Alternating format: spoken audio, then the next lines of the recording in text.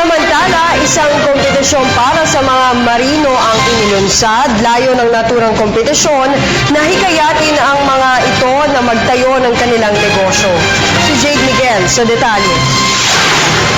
Hindi habang buhay ang pagtatrabaho bilang marino. Yan ang pangunahing mensahe sa paglulunsad ng paligsahan para sa mga marino kung saan hinihikayat silang magnegosyo kung sakaling maisip na nilang magretiro. Ang Business Plan Competition ay isang contest na inorganisa ng National Reintegration Center for OFWs at Integrated Seafarers Philippines.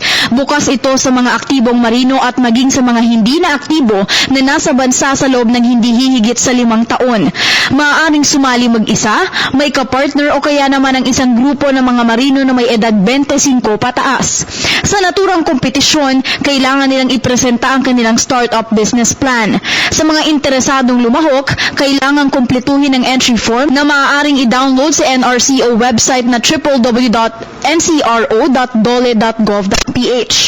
Sa website din na ito maaaring tignan ang iba pang detalye ng contest. Magsisimulang tumanggap ng entries mula June 22 hanggang August 19. Iaanunsyo ang detalye ng awarding ceremony sa November 11 sa pamamagitan ng official Facebook page ng NCRO at ISP.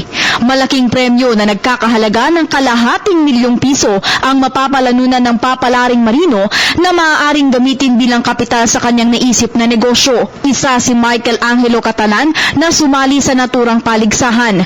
8 taon na siyang marino at nais daw niyang magtayo ng isang printing business. Maganda advantage dito sa seafarer for kung mag-retire sila, alam nila yung gagawin nila. So, kung mag-retire sila, mas maganda na i-invest nila yung pera to put up business. Sa kabuuan, mayroong 300,000 overseas Filipino seafarers at 60,000 domestic Filipino seafarers.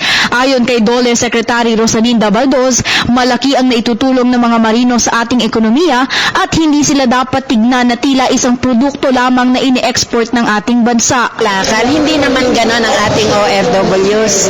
Nagsisimula yun sa kanilang pangarap para sa kanilang pamilya, may angat ang kanilang katatayuan.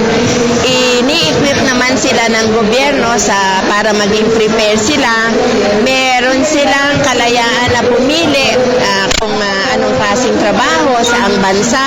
And then, pag nagkaroon na sila ng desisyon na talagang sila ay magtatrabaho sa isang bansa bilang kanilang personal decision, kasabay naman ang assistance at protection ng ating gobyerno sa kanila. Para sa Telebisyon ng Bayan, Jade Miguel.